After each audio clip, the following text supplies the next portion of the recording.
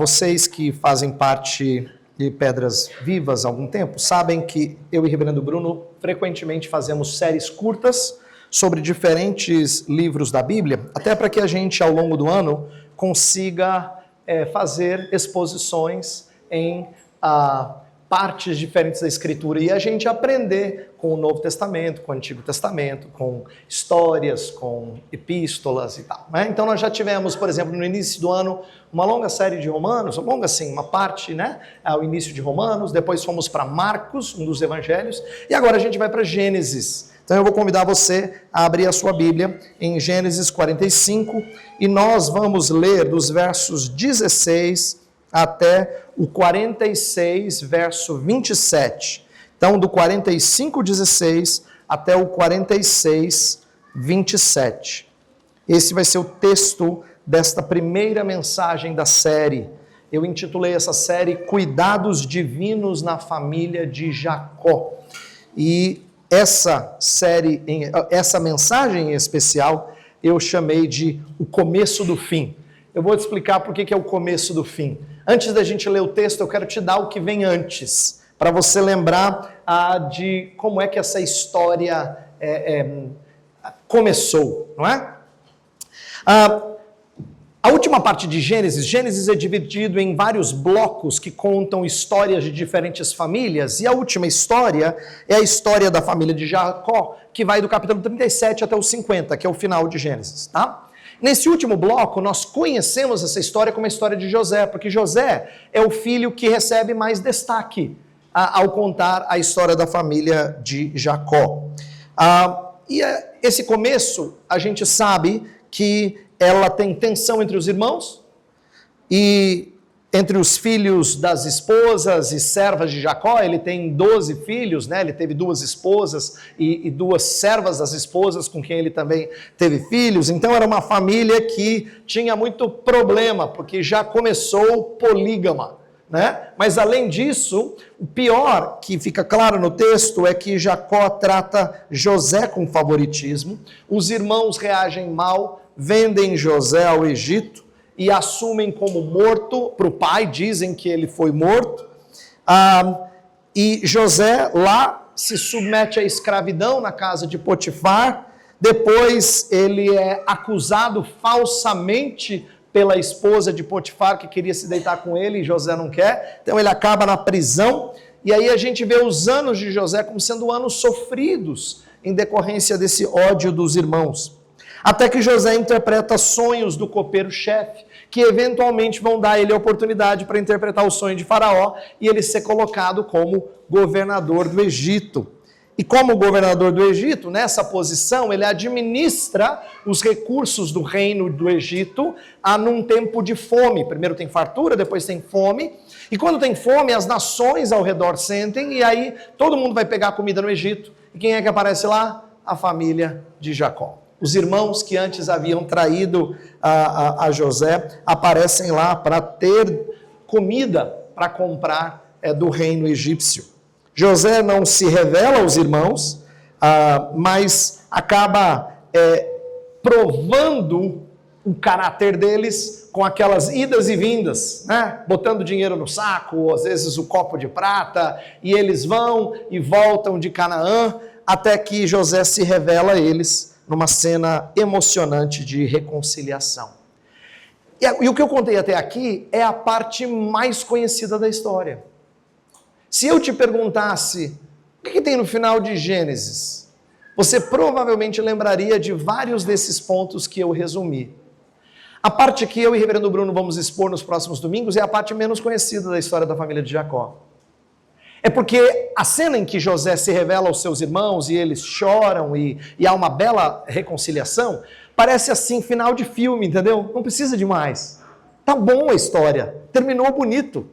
A gente gosta dessa parte, não é? Mas, na verdade, isso tudo é a preparação de Deus para o que vai acontecer nos capítulos que a gente vai expor, do 46 até o 50. Por que eu disse que é a preparação de Deus? É porque Deus está removendo as barreiras para o cumprimento das suas promessas.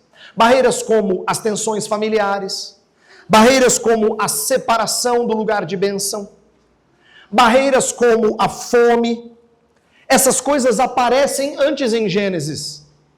Tá? Antes já existe tensão familiar no primeiro casal, eles já são separados do jardim, e na terra que agora eles estão não é frutífera, eles vão ter que cuidar dela.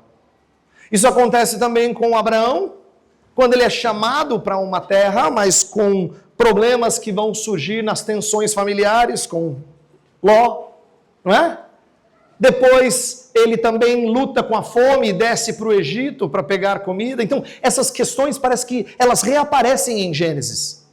E Deus tem que remover essas barreiras para mostrar que Ele está continuando a cumprir as suas promessas e reiterando as suas promessas. Então, o meu ponto é dizer que toda a parte mais conhecida da história de José, embora ela seja linda e tenha muitas lições, ela é o preâmbulo do cumprimento das promessas no final de Gênesis. É o começo do fim. É o começo do cumprimento das promessas redentoras do início de Gênesis. Deus não tinha prometido que Ele traria uma descendência abençoada? O filho da mulher esmagaria a cabeça da serpente. Então, a descendência é preservada. Deus não disse que em Abraão Ele traria uma descendência numerosa, como as estrelas do céu? É o começo do cumprimento dessa promessa que nós vemos no final de Gênesis. Promessa de uma linhagem abençoada, promessa de uma terra que os sustente e promessa de um povo crescendo. Então, é sobre esses cuidados pactuais na família de Jacó que essa série vai se debruçar. Então, o desejo meu, do reverendo Bruno, à medida que a gente expõe esses textos nos próximos domingos de maio, é mostrar como é que Deus cuida de uma família, mas com o intuito de formar um povo para si. Porque esse é o grande objetivo. O cuidado de uma família para formar um povo para si. Então acompanhe a leitura da palavra de Deus a partir do capítulo 45, 16 até o 46, 27. Diz assim a palavra do Senhor. Fez-se ouvir na casa de Faraó esta notícia: são vindos os irmãos de José, e isto foi agradável a Faraó e aos seus oficiais.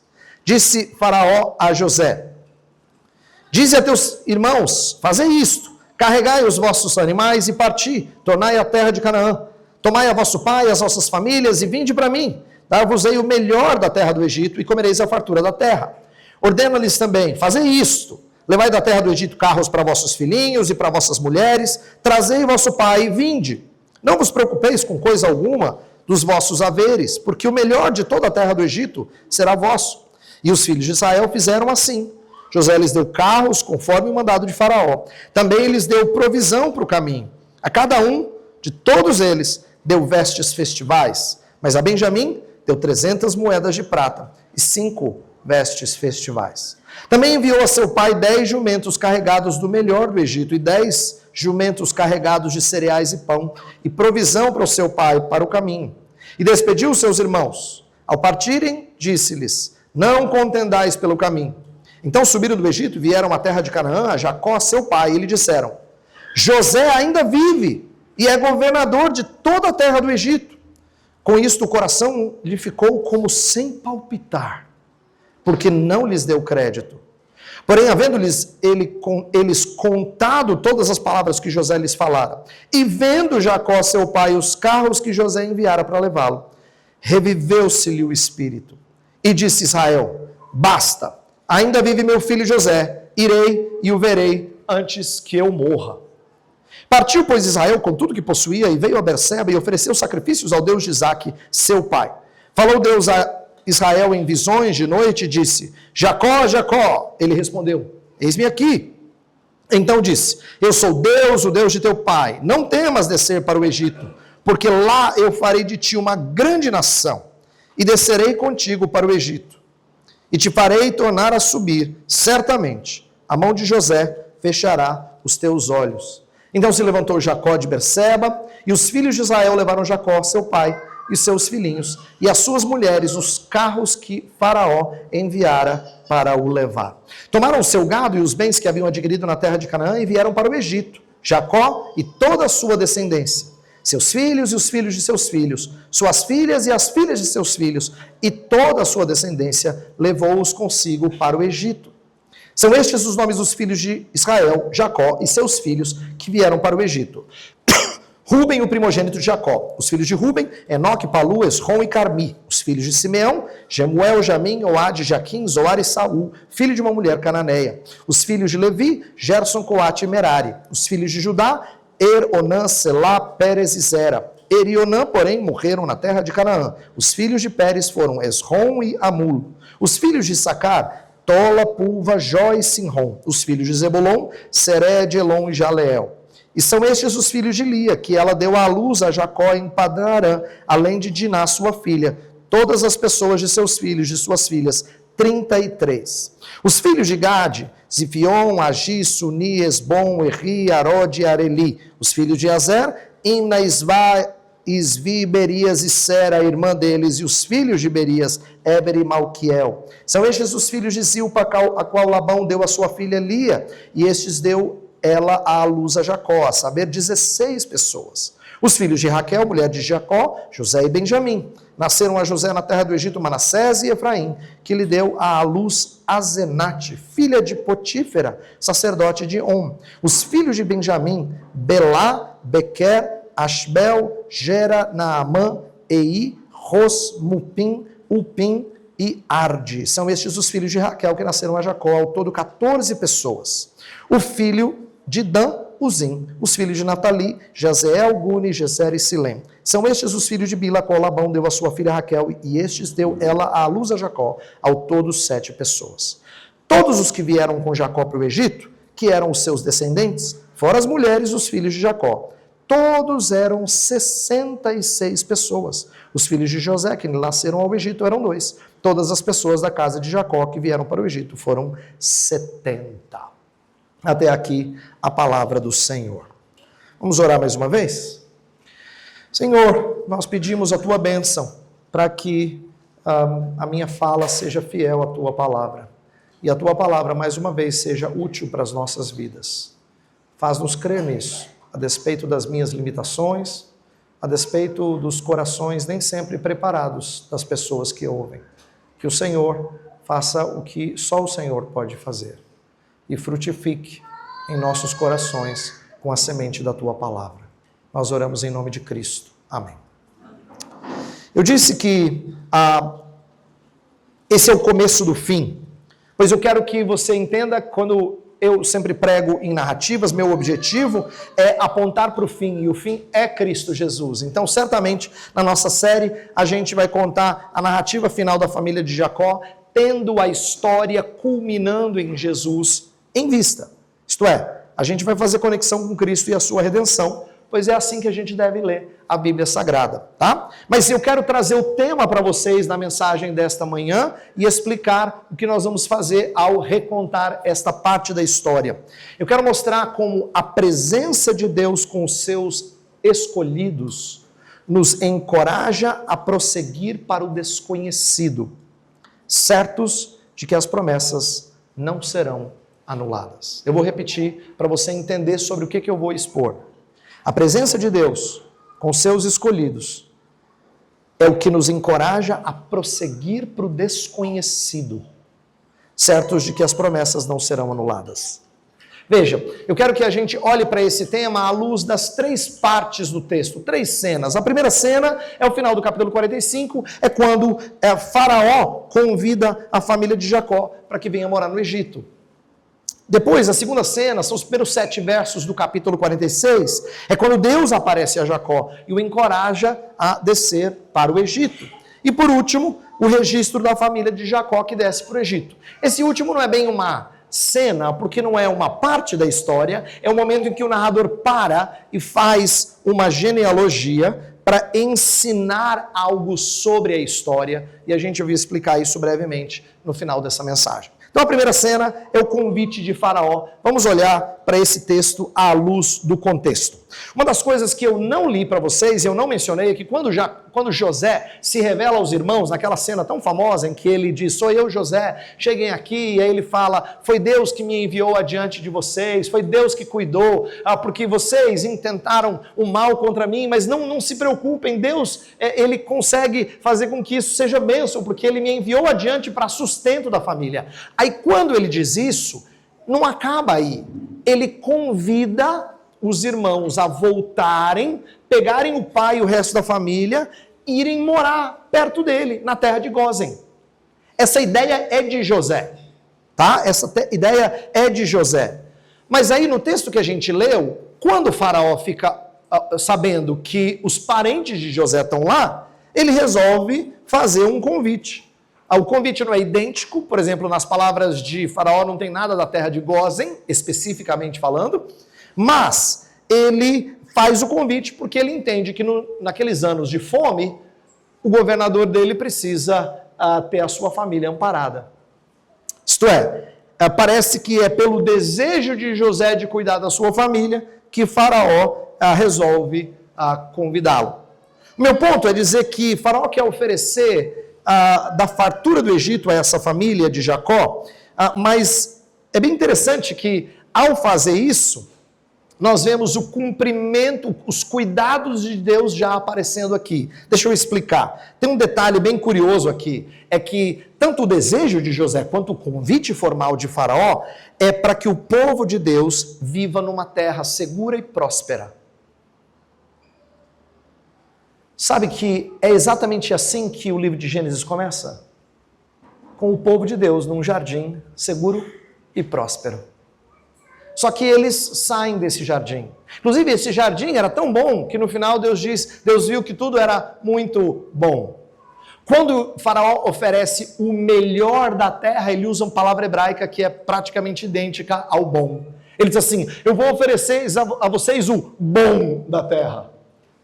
A terra era muito boa no começo, e o povo passou por peregrinações e sofreu muitas vezes fome, mas agora eles vão ter o que há de bom do Egito sendo oferecido a eles. É uma clara conexão que o narrador está fazendo entre o que foi perdido no início de Gênesis, quando os homens foram expulsos do jardim, Adão e Eva foram expulsos, e aquilo que está sendo restaurado por Deus no fim de Gênesis. Mas, presta atenção num detalhe curioso, que não aparece no texto, mas a gente pode deduzir do texto. É que, quando o faraó convida, faraó é quem manda. Mas eu acho que não é errado a gente concluir que faraó quer prover os familiares de José, porque ele considera José. Isto é, o convite de Faraó não é à toa, é porque ele quer bem a José. Sabe, isso introduz um princípio bem comum na Escritura.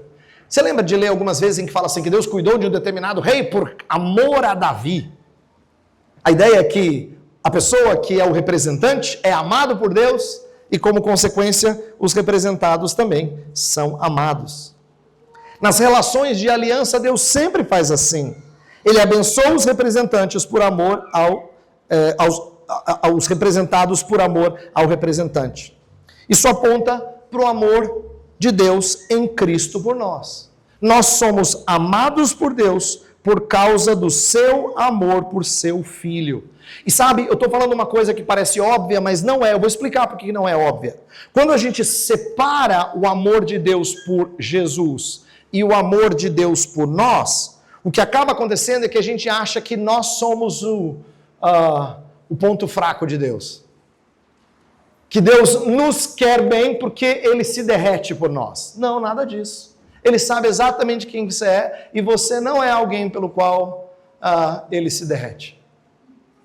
Ele sabe que você não é digno do amor dele. Mas o seu filho é. Porque ele tem extrema admiração pelo seu filho, é que ele ama todo mundo que está apegado ao seu filho. É por causa do amor dele para com o representante que ele ama os representados, que ele ama você. Sabe, isso nos ensina algumas coisas sobre família. Eu estava refletindo sobre isso. Eu acho que amores na família deveriam, às vezes, seguir o mesmo modelo.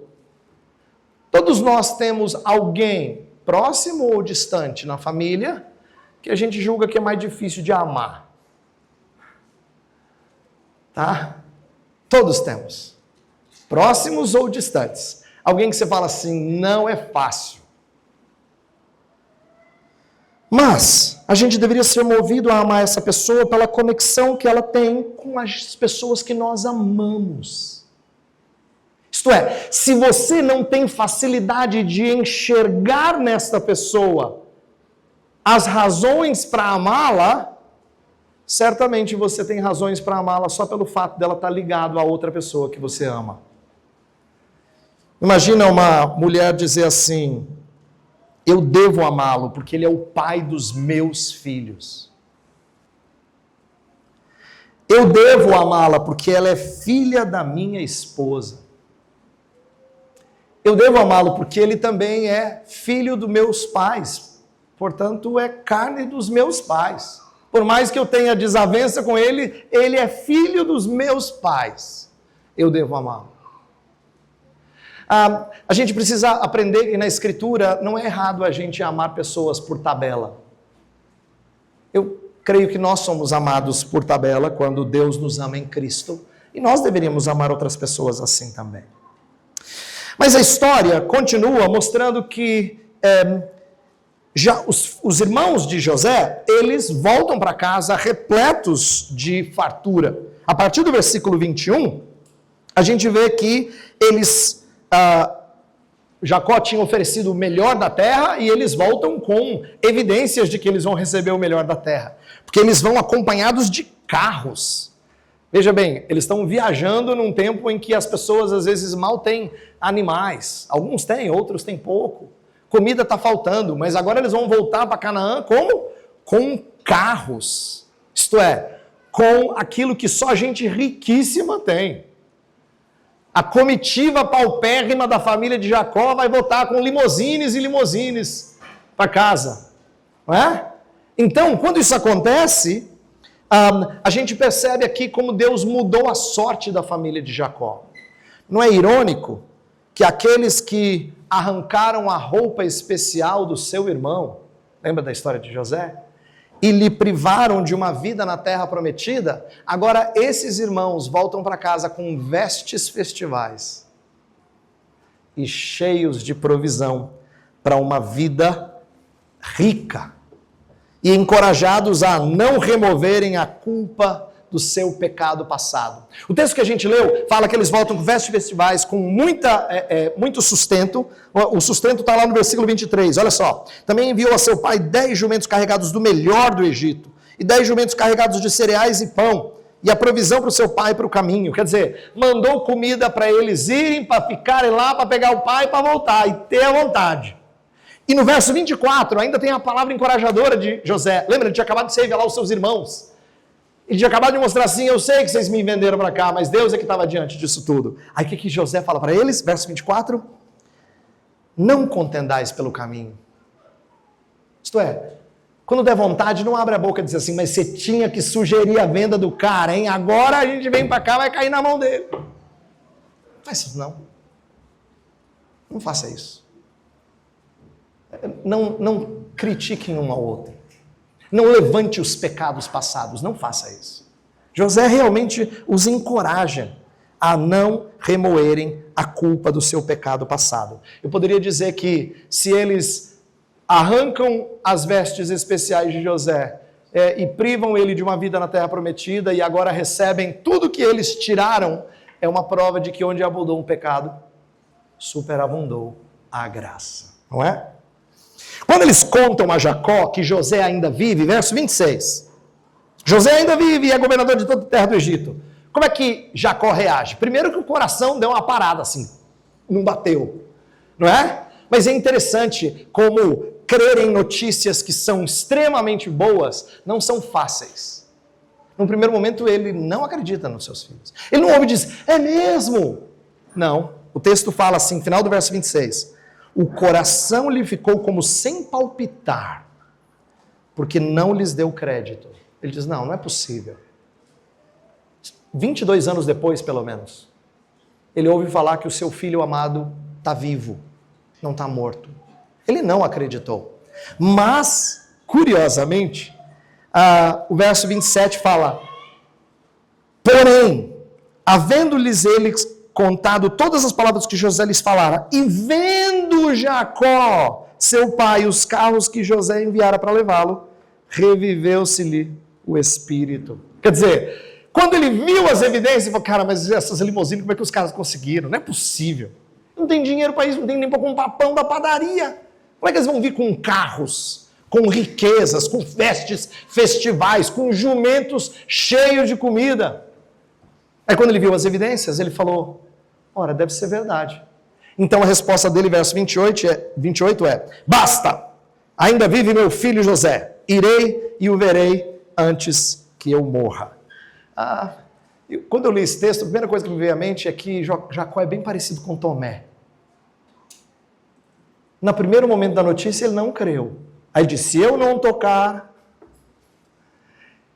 Parecia que faltava assim aquele verso no texto aqui, porque viste, creste? Ele viu as evidências. Mas sabe que isso não foi verdade só de Tomé, os discípulos também precisaram de evidências da ressurreição de Jesus. E o Senhor parece entender que nós somos frágeis na nossa crença. Tanto é que os discípulos todos tiveram evidências da ressurreição de Jesus no túmulo vazio, nas aparições de Jesus, no caso de Tomé tocando no corpo de Jesus. Jesus comeu com eles. Então, o próprio Jesus, compassivamente, deu evidências da sua ressurreição para que eles crescem. E sabe, conosco não é diferente. O Senhor Deus sabe que nós temos dificuldades de crer na sua provisão em tempos de sofrimento. Quando tudo está farto é bom, né? Mas quando a gente está sendo privado de certas coisas, ou está sofrendo ataques ou falta de coisas, nós temos dificuldade. Então é por isso que o Senhor fica provendo testemunho ao seu povo. Na Escritura, algumas vezes é repetida a ideia de que Deus não ficou sem testemunho. Nas nações antigas, eles enchiam o seu coração de fartura e alegria. É Deus mostrando que Ele está presente, provendo. Por isso que a gente é instado pelo hino a contar as bênçãos e ficar surpreso quanto Deus já fez. Devemos ser encorajados pelas provisões do Senhor, que às vezes nos surpreendem, mostrando que Ele é um Deus que não nos abandonou.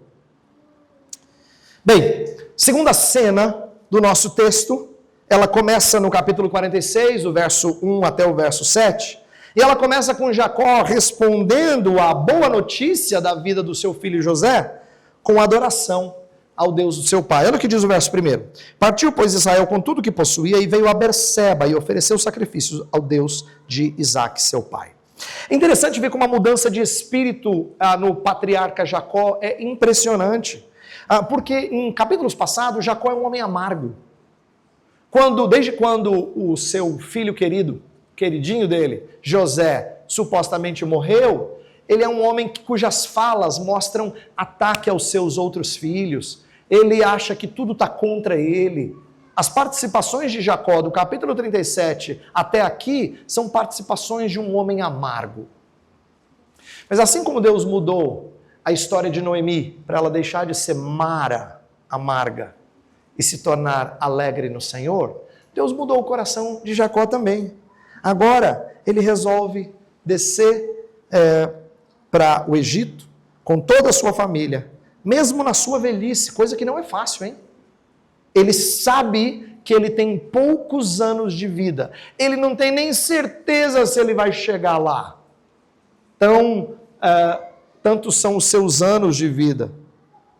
Ele sabe que há uma chance dele morrer, mas ele está resoluto a descer para o Egito para obter a provisão farta a que os seus filhos testificaram de que eles teriam. Mas antes de descer, ele faz questão de adorar o Senhor. Ele vai para Berseba, que é uma cidade que fica no sul da terra prometida. Então é como se ele tivesse assim, saindo, prestes a sair, a última parada antes de sair da terra prometida, indo para o Egito. E é um lugar onde Abraão e Isaac haviam adorado e prestado culto. Inclusive, numa das ocasiões, foi levantado um altar lá em adoração ao Senhor. Então ele vai para o lugar da adoração que o seu pai havia edificado um altar. Por isso que ele diz o texto, que ele vai oferecer sacrifícios ao Deus de Isaac, seu pai. É como se Jacó estivesse dizendo assim, as promessas que o Senhor fez ao meu avô e ao meu pai estão se cumprindo. Ele enxerga a continuidade.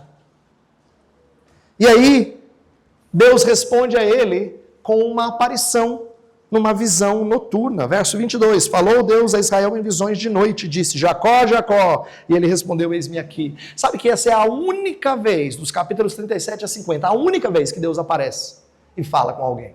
A única. E quando Deus aparece a Jacó, ele renova a confiança na aliança. Ele diz, eu sou o Deus do seu pai, mas eu também sou o seu Deus. Verso 3 ele diz, eu sou Deus, o Deus de teu pai. Então você confia no Deus do teu pai, sou eu aqui, ó. Para agora mostrar que eu vou estar presente com você. Ele diz, não temas descer para o Egito, porque lá eu farei de ti uma grande nação. Eu descerei contigo para o Egito e te farei tornar a subir, certamente. A mão de José fechará os teus olhos. Deus está prometendo 3 coisas aqui. 2 relacionadas à aliança que ele já fizera com Abraão, com Isaac e agora renovando com Jacó. E a terceira bem particular para Jacó. As 2 primeiras são promessa de descendência. Ele diz, farei de ti uma grande nação. Então é aquela promessa que Deus tinha feito lá atrás para Abraão. Né? Que eu vou fazer você ser pai de numerosas nações. Depois ele repetiu isso para Isaac e agora ele está repetindo isso para Jacó, para dizer, as promessas continuam em vigor, Jacó. Segunda coisa, que também tem a ver com a aliança, é a terra. Ele disse, você vai descer, mas eu vou fazer você subir. E a terceira coisa é aí essa é mais particular, uma morte abençoada. Que ele fala assim, ó, a mão de José fechará os teus olhos. Deixa eu explicar essas 3 um pouquinho mais, para você entender.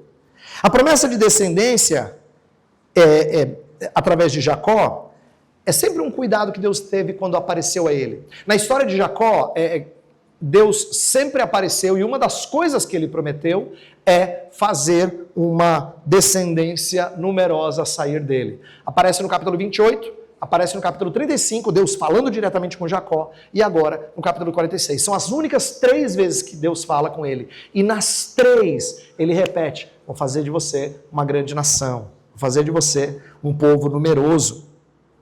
Agora, o que é interessante é que essa promessa não é apenas uma promessa. Agora a gente vai começar a ver um cumprimento dela. Porque não na passagem de hoje, mas na passagem do domingo que vem, nós vamos ver que a promessa, Deus fala assim para Abraão, vou fazer você fecundo. Vou fazer você fecundo e vou multiplicar você.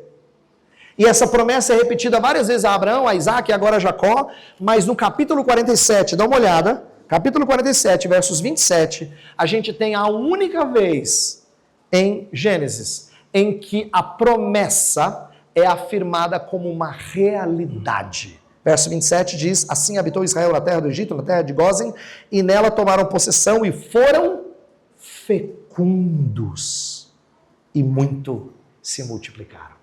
Está vendo? Ser fecundo era uma ordem no jardim, lembra do? Sede fecundos, multiplicar, encher a terra. Ela foi repetida depois do dilúvio para Noé, sede fecundos, multiplicar, encher a terra, tinha que começar de novo. Mas ela foi prometida a Abraão, prometida a Isaac, prometida a Jacó. Mas agora a gente vai ver pela primeira vez essa promessa se cumprindo inicialmente, mas apontando para um cumprimento maior ao longo da história da redenção. A segunda promessa, que é da terra, é uma promessa de operar o êxodo. Deixa eu explicar isso.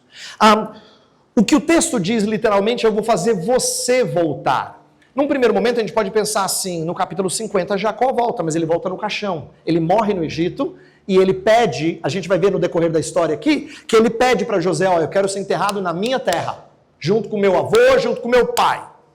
e junto com a minha esposa. Então, José cumpre essa promessa. A gente vai ver no capítulo 50, no final da série, que Jacó é enterrado na terra. Só que eu creio que aqui Deus está falando uma coisa mais importante do que simplesmente seus ossos voltarão. Porque essa não é nenhuma promessa tão grandiosa. Ele está dizendo que Israel vai voltar para a terra.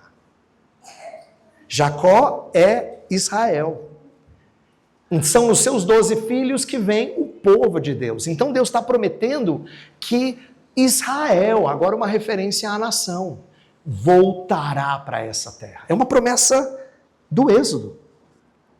Deus está prometendo não só que o pai voltará no caixão, mas que a nação voltará à terra prometida. E por último, a promessa de morte abençoada era a garantia de que o velho Jacó ia sobreviver à viagem e teria o prazer de morrer ao lado do seu filho José. José ia fechar os olhos dele na sua morte.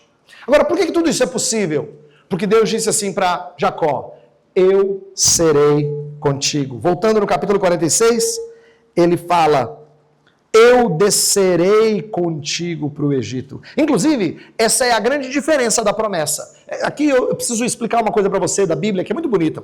Embora a Bíblia tenha elementos de continuidade, isto é, que Deus promete a Abraão, ele também promete a Isaac, ele também promete a Jacó, não significa que Deus repete a promessa sem nenhuma mudança. Frequentemente as promessas são repetidas com expansão, elas progridem.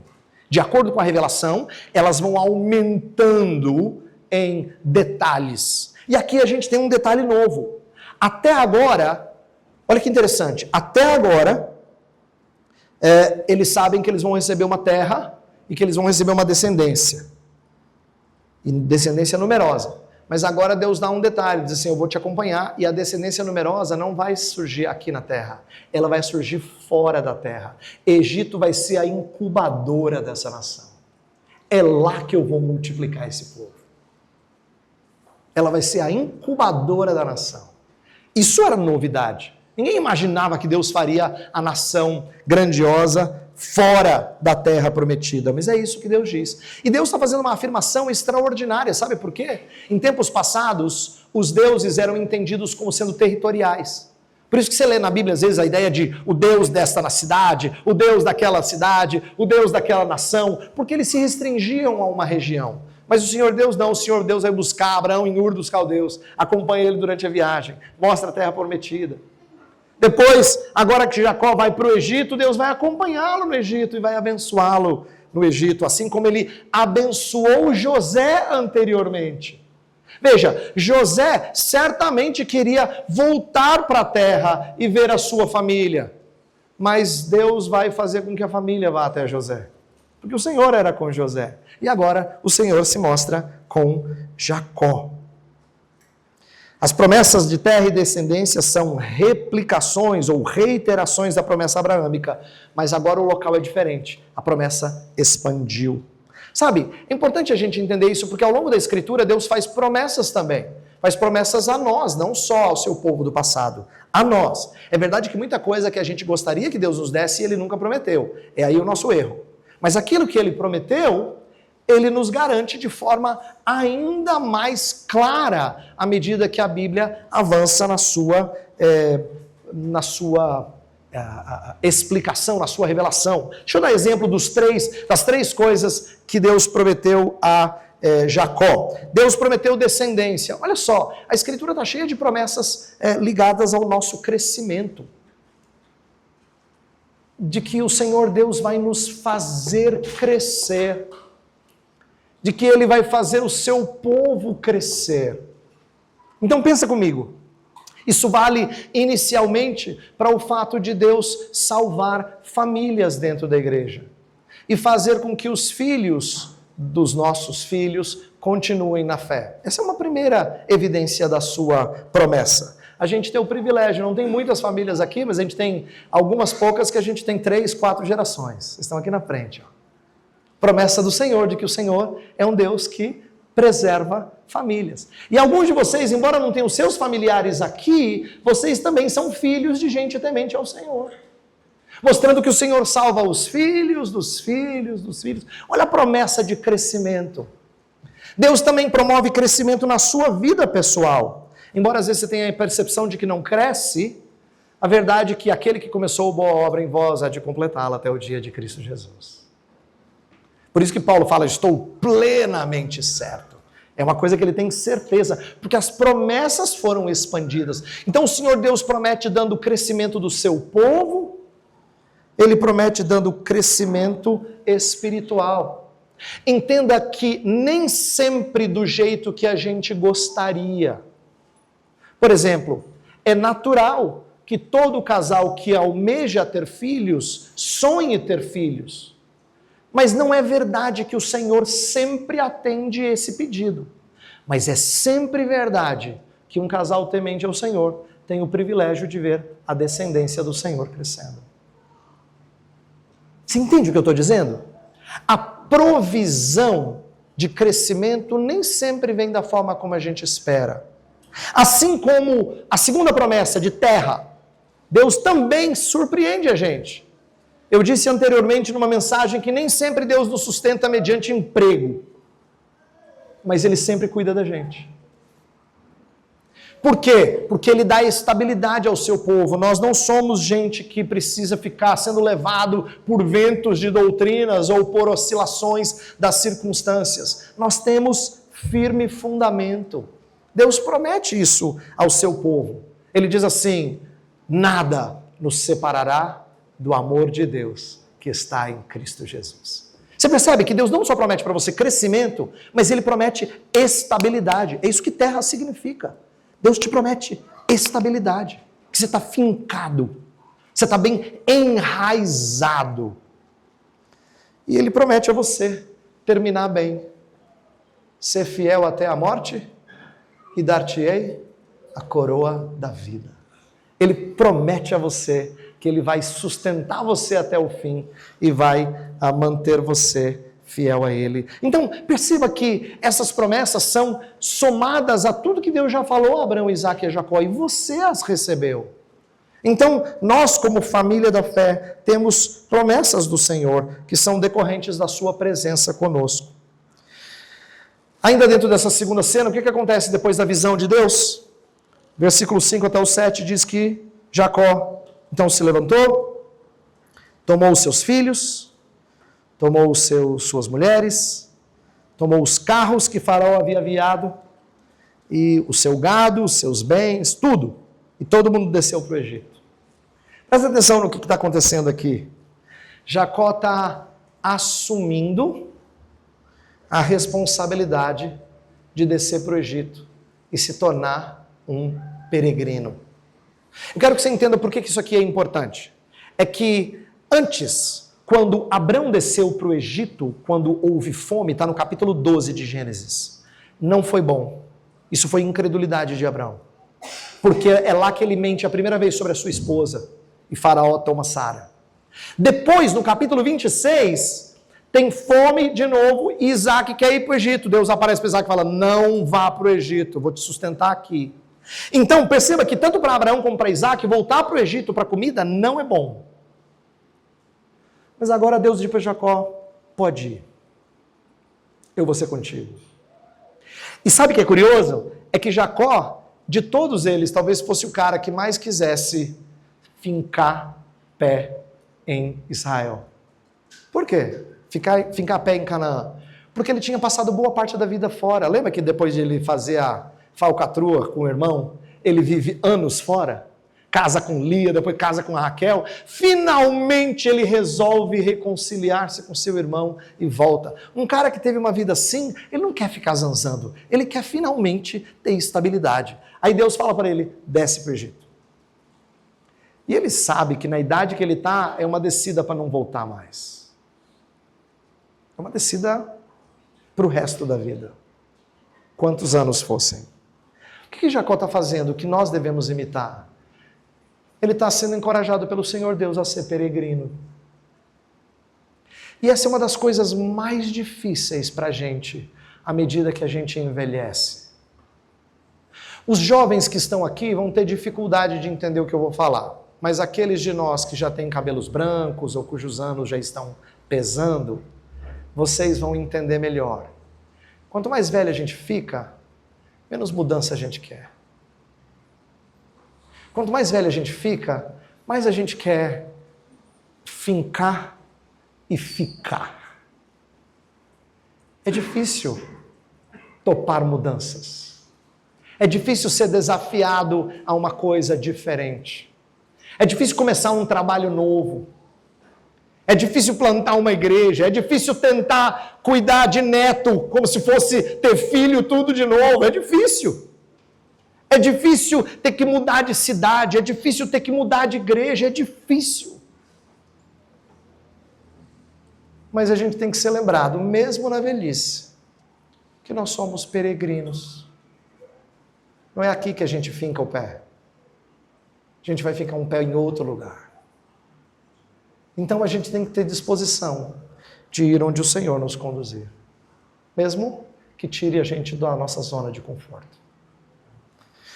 Última parte do texto, e eu vou fazer ela bem breve.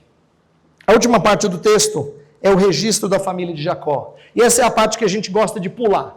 Confesso para vocês que até eu pensei em pular na leitura. Eu vou ler esses nomes todos, mas eu fiz questão de ler, para ensinar uma coisa para vocês.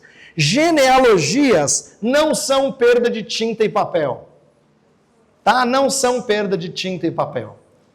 Essa genealogia é contada para mostrar, isso aqui já é o começo das promessas de Deus. Deus não falou que em Abraão ele teria uma nação? Então, já tem aqui uma família.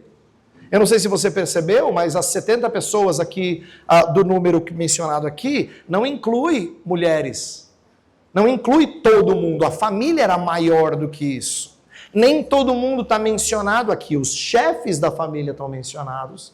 E os números costumam ser números múltiplos de 7. É curioso isso. Fala que os filhos de um têm 7, o outro tem 14, o outro é 33 e 16. Você soma dá 49, é 7 vezes 7. E no final você tem 70. E a maioria dos estudiosos diz assim, é de propósito. Por duas razões. A primeira é simples, a segunda é mais rica. A primeira razão é que o número 70, 10 vezes 7, representa completude e perfeição. 10 é a ideia de completo.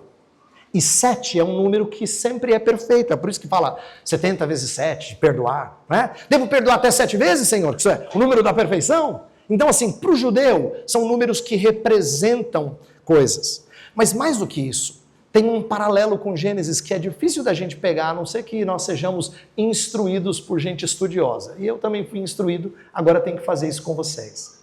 É que tem uma outra vez em que o número 70 é mencionado em Gênesis. No capítulo 10, logo depois do dilúvio, diz que eram 70 nações que se espalharam para o mundo. 70 nações. Isto é, o autor narra o resto do mundo como composto de 70 nações. E agora, ele diz que o povo de Deus, o povo escolhido, é composto de 70 pessoas. Esse paralelo não é à toa. Deus proveu esse paralelo para mostrar como aquilo que Deus vai fazer com o seu povo é para alcance de toda a terra. Tem um texto em Deuteronômio que fala que Deus deu aos filhos de Jacó a porção das nações. É como se estivesse fazendo um paralelo, Moisés estivesse fazendo um paralelo lá em Deuteronômio, entre as nações e a descendência de Jacó. Então, Deus não está cuidando dessa família à toa. Ele está cuidando dessa família porque Ele quer alcançar as nações. E tem mais. Até aqui a história está bem bonita. Quando a gente continuar aqui, você vai ver que Jacó e a família chegam lá no Egito, fincam um pé lá em Gósen, são bem cuidados, Deus abençoa, não é? Mas a gente sabe o que acontece 2 páginas depois, quando você vira a sua Bíblia. Diz que surgiu um faraó que não conhecia José e aí começa a opressão. Deus está levando o povo para a escravidão de 4 séculos. Estranho, né? Como é que Deus abençoa Jacó, levando ele e a sua família para um lugar de escravidão? Bem, Deus não tinha feito isso com José? Ele não levou José para a terra da escravidão? Para depois mostrar a força do seu poder e elevá-lo? Deus vai fazer a mesma coisa com os filhos de Jacó. Eles serão levados para o Egito, porque é de lá que o Senhor poderosamente os arrancará e mostrará a beleza do seu poder. Irmãos, o começo do fim. Deus está levando eles para mostrar a força do seu poder. E sabe, eu acho que é parecido com aquilo que o Senhor Deus faz com o seu povo. Às vezes nós somos colocados em situação tão difícil, não dá para entender. Pense nos seus tropeços, nos seus problemas de relacionamento, ou de finanças, ou no trabalho, suas dificuldades com pessoas, ou consigo mesmo, sua frustração com os seus maus hábitos. Tudo isso parece não fazer sentido. Por que Deus leva a gente para esse lugar? A gente quer que o Senhor nos livre disso e que a gente só melhore. A gente queria ter na vida cristã só passo para frente e para cima. Mas a sensação é que a gente dá passo para baixo e para trás. Mas é nesse contexto que o Senhor opera belíssima redenção. Eu quero que você entenda que é no contexto do seu pecado, é no contexto da sua lágrima, é no contexto da sua doença, que o Senhor Deus opera a poderosa redenção. Ele não te leva para esse lugar à toa. Ele quer mostrar o seu poder na tua vida. Então ele muitas vezes leva a gente para lugares que a gente não entende, para o desconhecido, mas as suas promessas não serão anuladas. Eu queria que você pensasse hoje nas coisas que mais te afligem. Pode ser que seja o seu pecado, pode ser que sejam relacionamentos rompidos, pode ser que seja dificuldades de sustento, pode ser que sejam pessoas que não querem você bem, não importa. O que quer que seja que te entristece nesses dias, lembre-se que essa é a oportunidade de ver a poderosa mão do Senhor sendo mostrada sobre nós.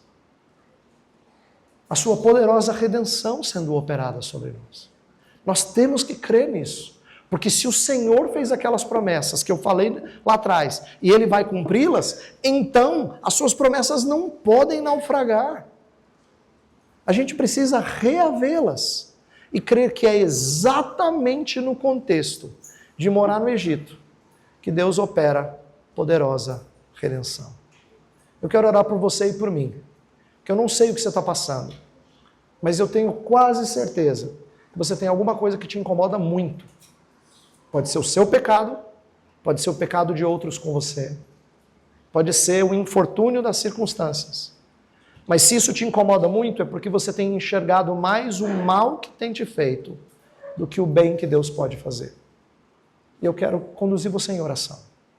Quero que a gente se coloque diante do Senhor e diga: Senhor, prepara o nosso coração para a gente experimentar a poderosa redenção. Baixe a sua cabeça.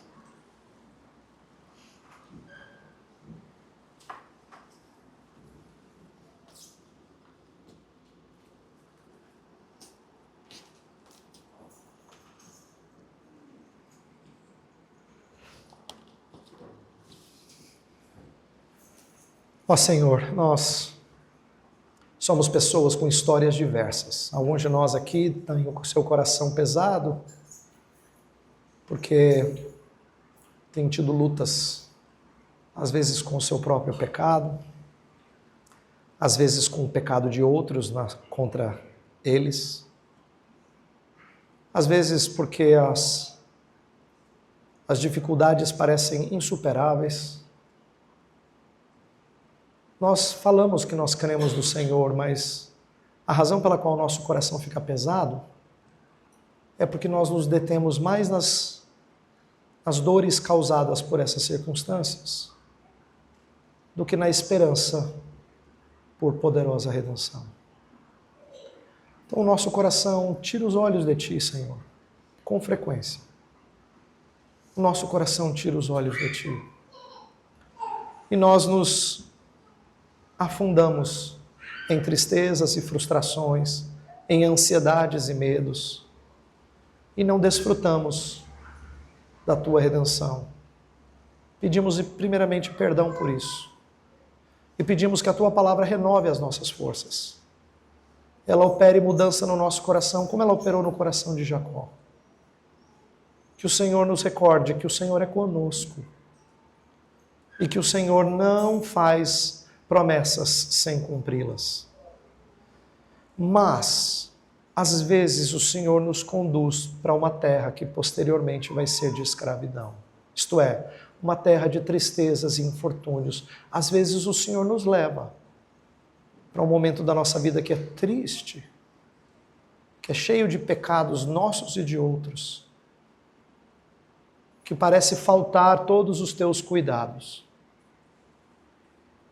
E os nossos olhos, por vezes, saem do Senhor. Por isso nós suplicamos que o Senhor nos lembre esta manhã de que o Senhor é conosco, mesmo enquanto peregrinos. E o Senhor quer operar poderosa redenção na vida dos seus filhos. Então, Senhor, restaura a nossa fé e faz-nos sair daqui crentes de que o Senhor pode restaurar o que está quebrado. Nós pedimos isso e suplicamos só nos méritos de Jesus, aquele por quem nós somos amados. Amém.